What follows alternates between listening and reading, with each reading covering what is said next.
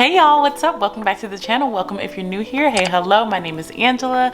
I'm a lawyer and I make videos about law school, lawyer life, and all things in between. As you guys can tell, this is a more relaxed setting. I'm on the couch, I'm chilling, and I just want to have a chit chat with y'all. I know a lot of you guys are like in the thick of law school, studying for law school finals, and just kind of need something to listen to, you know, kind of keep you motivated. So I figured I'd do a little chit chat. One of you asked for me to do a video on why I chose corporate law. And so I was like, I totally will do a video on that. Now, if you're an OOG, you know that I did a video similar to this back at least 4 years ago, but I know I have a lot of new subscribers since then. And so a lot of you guys probably haven't even seen that video. So this is perfect time to do a refresh. Okay, I have 4 additional years of legal experience. I'm older, wiser.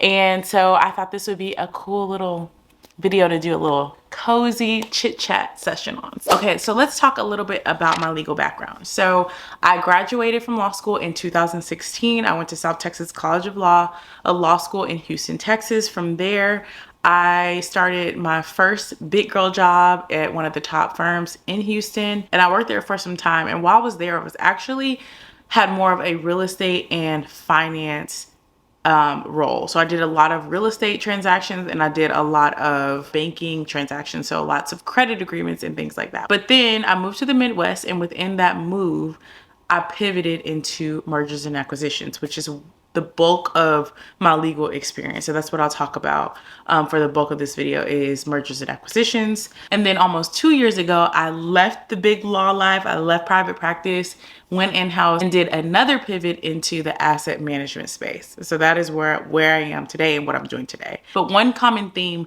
throughout all the roles that I've held as an attorney, I've always been in corporate law. I've always been in transactional law. And so I'll talk a little bit about why I went down the transactional law, corporate law route. Most non-legal people, lay people as they call it, when you think about a lawyer, you're going to think about what you see on TV, which is usually an attorney in a litigation space, somebody who is going to court.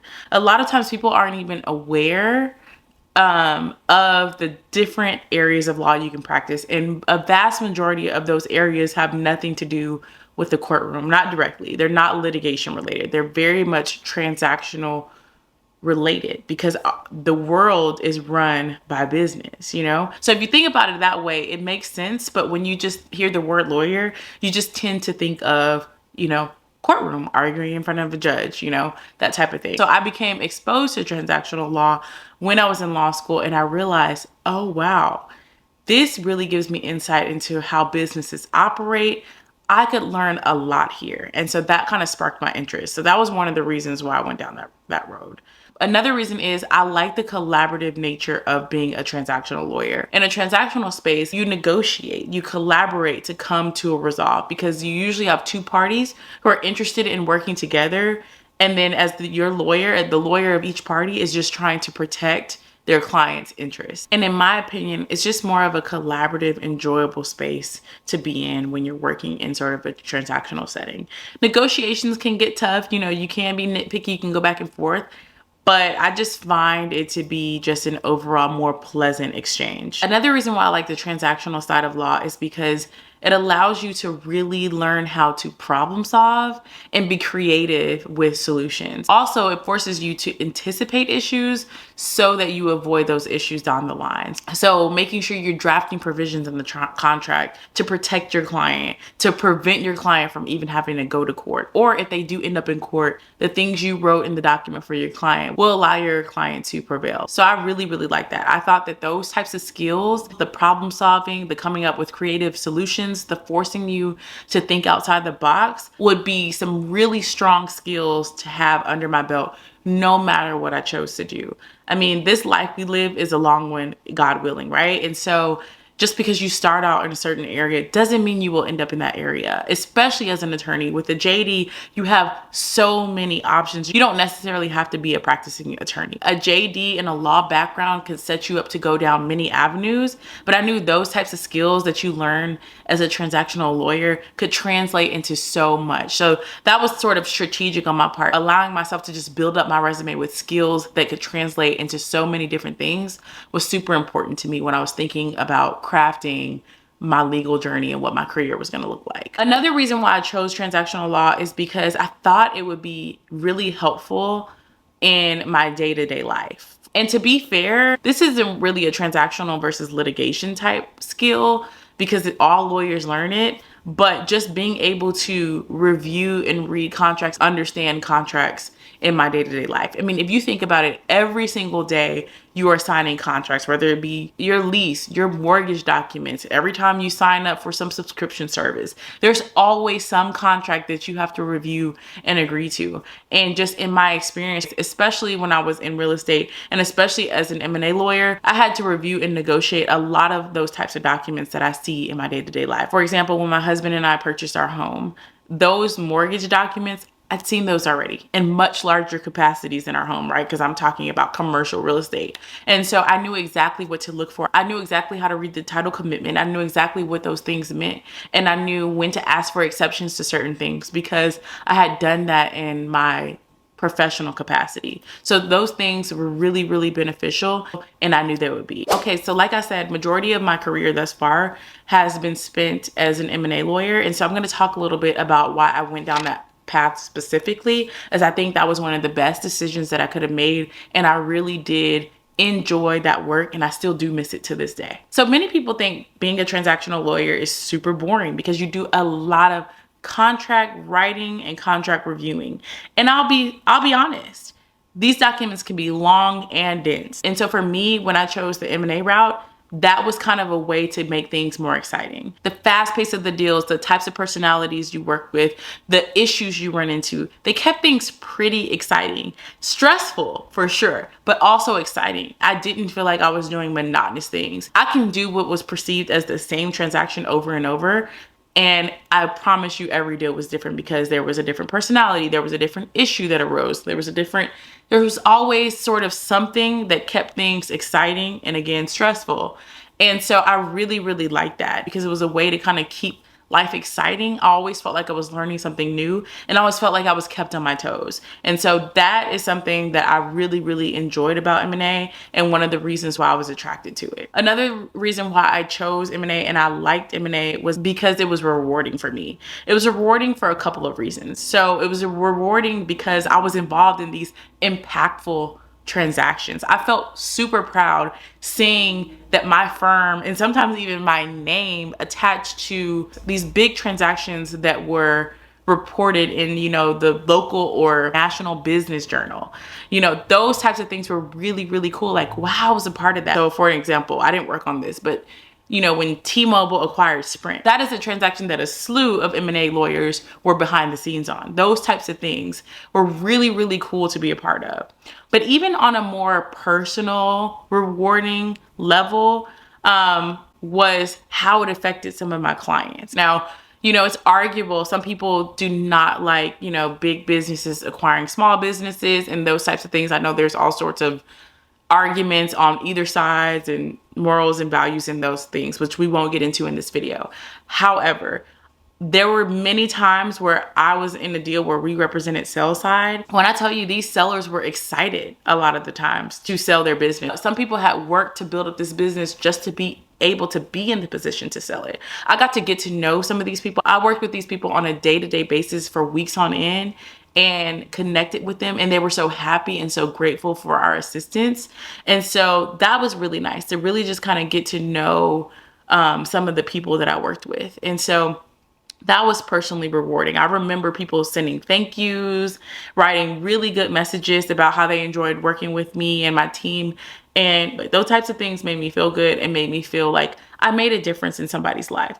Now that's one thing that's kind of missing from transactional a lot of time is feeling like you're making an impact on the individual lives of people, right? And so those types of experience were really near and dear to my heart because I felt really good about the work that I was doing. Another reason why I like M&A work is because it just gave me a well-rounded legal experience. A mergers and acquisitions transaction has many components to it, right? There's typically always going to be a real estate component. There are a lot of times going to be an IP component, sometimes environmental component. And so as an M&A lawyer, we work with our specialists in each of those areas, right? And so although we lean on our subject matter experts to kind of help us negotiate those areas and opine on those areas, we are also very much a part of that negotiation and facilitating those conversations around those areas to close the transaction. And so I got to see many aspects of that type of work, and I got to learn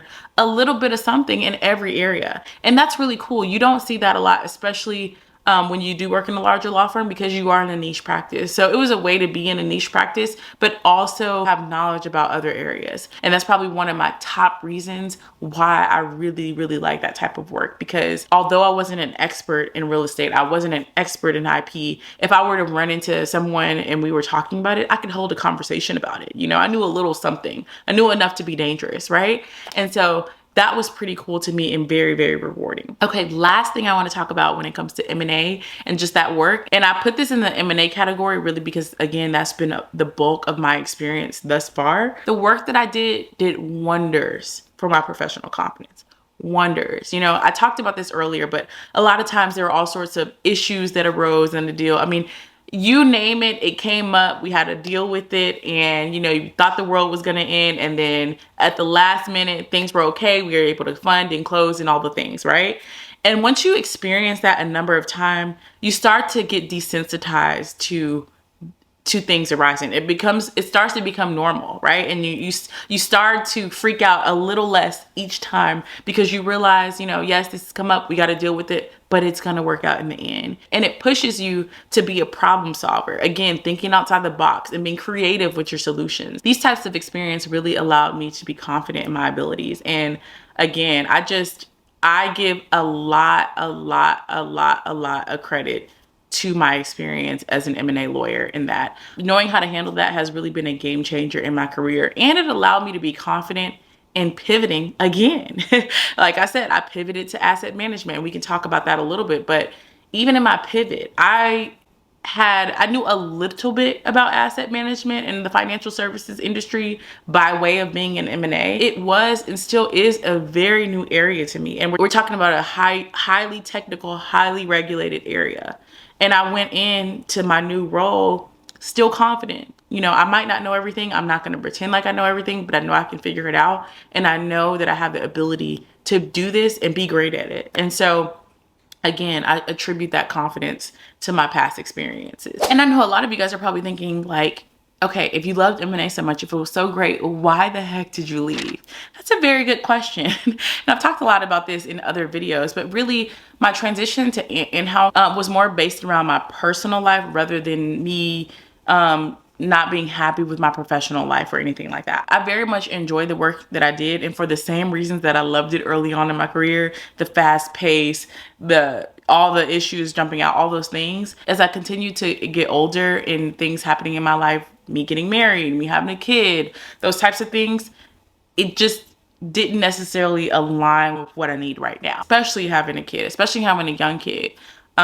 These are years I can never get back, right? And so in my life in M&A, again, it's fast paced. These deals are closed. We got to close. We got to close. If you got to work at night, you got to work all weekend. We got to get the deal done. That is very much the environment in M&A. That just didn't align with where I knew my life was going in that time. That is probably one of the main reasons, right? Just for a slower pace, more balanced work life, right? And so that's one of the things. But also, I saw the transition as an opportunity to kind of niche down a little bit more. Like, again, M&A was my specialty, right? But again, in M&A, there's a lot of aspects to it. And so I saw this as an opportunity for me to pivot my career and also niche down into a specific area of law and really hone in on those skills and build up my resume from there. Another reason why the pivot into investment management, well, one, it was just the opportunity that arose for me. You know, it wasn't really something that I was looking for. It just kind of fell into my lap. But again, I thought that the skills that I learned in M&A could translate very well into what I'm doing now. And that has rang true. So that's another reason. Okay, I know I've been talking a lot, but real quick, I want to touch on why not other areas, because that is something that the person who asked me to speak about this did ask. And so I'm not going to go through every single area, but I can hit some of the top ones. For example, generally, why didn't I go into litigation? Litigation has more of an adversarial nature. I really wasn't interested in that. I didn't really want to be doing that. Also, in the types of environments that I would be working in, and that is big law and also now in-house, I wouldn't be spending much time in court. Like the part about litigation that makes me excited, that I think I would just love, is the court part, right? Putting on a case, presenting a case to the jury, those types of things, telling a story. I love that aspect of litigation. But the bulk of a litigation attorney's work is all the work leading up to that. All the research, all the brief writing, all the synthesizing cases, all the analyzing cases, all those types of things. Not really my jam, right? Not that type of writing and not that type of research, right? Like I do research as a transactional lawyer, but like my research is going to look on the SEC website type thing, not really reading cases and trying to understand the holdings and things like that. The bulk of the work that a litigation attorney does just didn't appeal to me. So that's really the overall reason why I chose the transactional corporate side over litigation. And then we can kind of get into some specific or the more popular areas like criminal law. You guys, when I was young, I thought I was going to be a criminal lawyer. You know, like most people do, I thought I was going to be a criminal lawyer. And I soon realized like it just didn't align with who I am as a person. And it's because no matter which way you slice it, I don't know that I could do it. I don't know that I want to be involved in dictating whether somebody has their freedom or not. Or, you know, say, for example, I'm a prosecutor. I don't ever want to go to sleep and think, what if the person that I prosecuted and was found guilty is actually not guilty, is innocent, and I just put them away, you know, for the rest of their life? Or if I was a defense attorney, you know, as a defense attorney, you don't just represent people who are innocent. You also represent people who are guilty. Like, I don't know if I don't know if my conscience could take that. And then also, I don't know that I could leave work at home with me, you know.